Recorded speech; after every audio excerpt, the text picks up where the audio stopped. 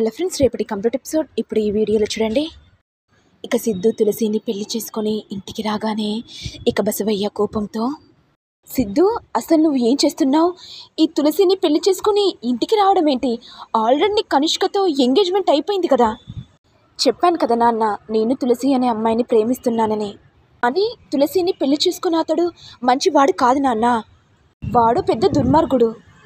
నా తులసిని పెళ్లి చేసుకొని దుబాయ్కి అమ్మేయాలని చూస్తున్నాడు. నేను ప్రేమించిన అమ్మాయిని వాడు మోసం చేస్తుంటే నేనెలా ఊరుకుంటాను? ఒక అమ్మాయి జీవితాన్ని ఆడుకుంటుంటే నేనెలా భరిస్తాను నాన్న? అందుకే నరేష్ని ఎక్కడ పంపించాలో అక్కడికి పంపించి తులసి మెడలో తాళి కట్టాను నాన్న. ఇక బసవయ్య కోపంతో, అంటే నాకు తెలియకుండా ఈ కుజదోషం ఉన్న అమ్మాయిని పెళ్లి చేసుకుంటావారా?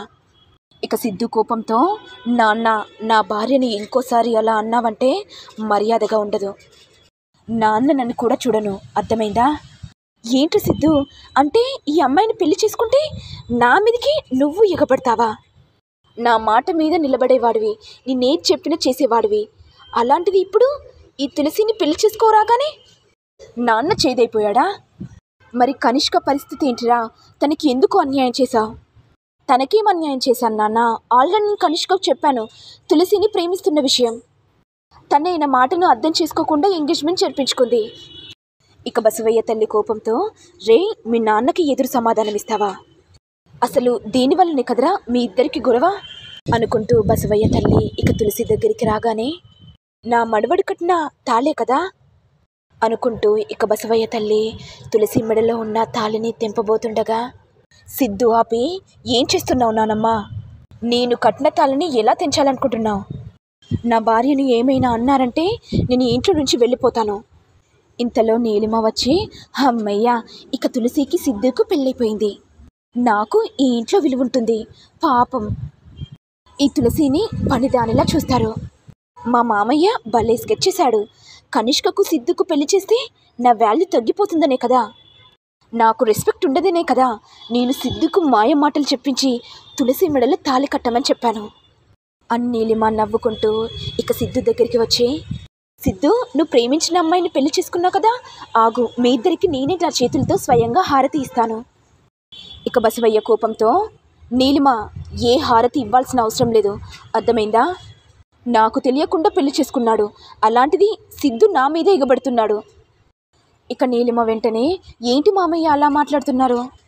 కనిష్క ఏమో మీ దగ్గరికి వచ్చి సిద్ధును ప్రేమిస్తున్నాను అంకుల్ అని చెప్పింది. మరి సిద్ధు కూడా మీకు చెప్పారు కదా మామయ్య తులసిని ప్రేమిస్తున్న విషయం, మరి మీరెందుకు ఒప్పుకోలేదు మామయ్య? ఇక బసవయ్య తల్లి కోపంతో, నీలిమ, నువ్వు కాస్త నోరుమి, అర్థమైందా? అయినా నువ్వు ఇలాంటి విషయాల్లో జోక్యం చేసుకోకు. ఏంటి బామ్మ, నేనేం తప్పుగా మాట్లాడాను? ఉన్నది ఉన్నట్టుగా కదా మాట్లాడింది. నాకు తెలిసే ఇదంతా నువ్వే చేశావని. కనిష్క ఈ ఇంటి కోడలుగా వస్తే నీకు వాల్యూ పోతుందనే కదా సిద్ధుకు లేనిపోని మాటలు చెప్పించి తులసిని పెళ్లి చేసుకునేలా చేశావు.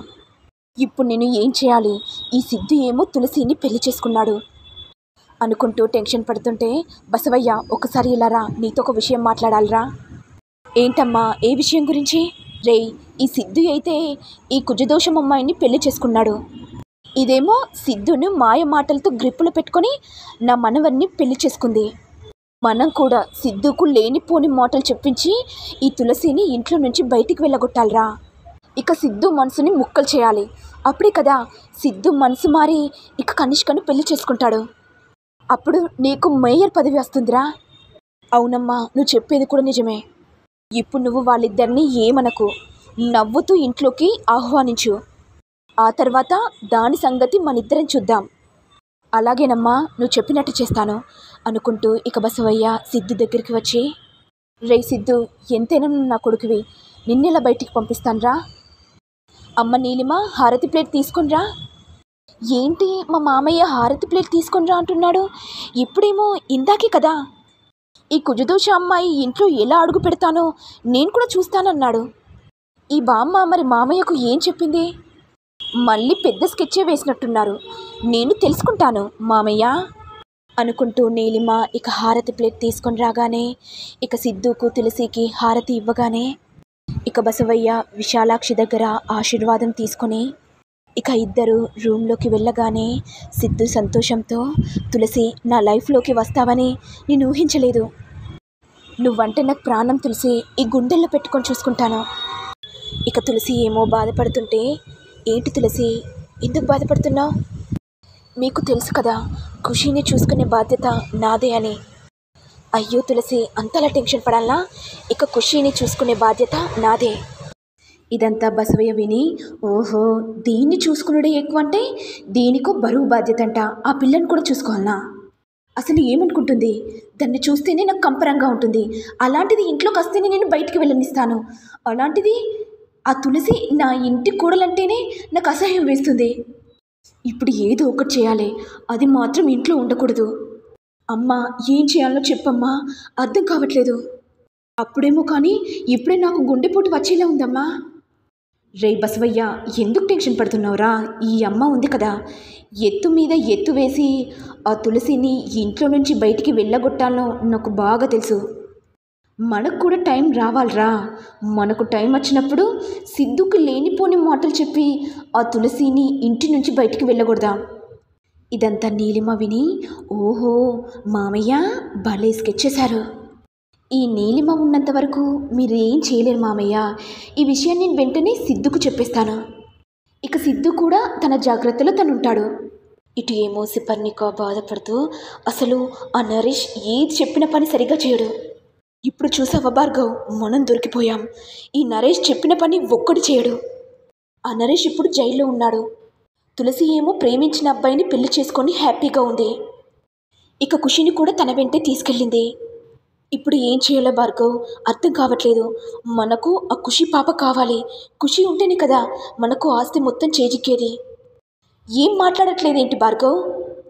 సుబ్బు నేను కూడా దాని గురించి ఆలోచిస్తున్నాను, అసలు ఏం చేయాలనా అని. ఇటు ఏమో శ్రీనివాస్ లక్ష్మి చాలా సంతోషపడుతూ, చూసావా లక్ష్మి, మన తులసికి కూడా మంచి రోజులు వచ్చాయి. ఆ సిద్ధు అనే అబ్బాయి మన బిడ్డను పెళ్లి చేసుకున్నాడు. అవునండి, నా తమ్ముడు చాలా మంచివాడు. ఎవరికైనా ఏ ఆపద వచ్చినా సరే క్షణంలో చేసేస్తాడు. మనల్ని ఆ అమ్మవారే కాపాడనండి. చాలా సంతోషంగా ఉందండి. ఇటు ఏమో కనిష్క కోపంతో ఆ సిద్ధు తులసి మెడలో తాళి కట్టాడు. సిద్ధు నావాడని ఎప్పుడు ఫిక్స్ అయ్యాను అనుకుంటూ గట్టిగా అరుస్తుంటే ఇంతలో భువనేశ్వరి వచ్చి, కనిష్క ఎందుకు ఏడుస్తున్నావమ్మా? ఆ సిద్ధు ఇంత పని చేస్తాడని అనుకోలేదమ్మా. వాడి సంగతి మనం తప్పకుండా చూడాలి. లేదమ్మా, సిద్ధును ఏమనకు, సిద్ధు నావాడు. ఆ తులసియే నా సిద్ధుని మాయ మాటలతో గ్రిప్పులో పెట్టుకుంది. ఆ తులసిని వదిలిపెట్టనమ్మా, దాన్ని సంగతి తప్పకుండా చూస్తాను. నా మాట విని కాస్త భోజనం చేయమ్మా. లేదమ్మా, ఆ తులసి సంగతి చూశాకే నాకు మనశ్శాంతి. మరి నెక్స్ట్ ఎపిసోడ్లో ఏం జరుగుతుందో చూడాలి.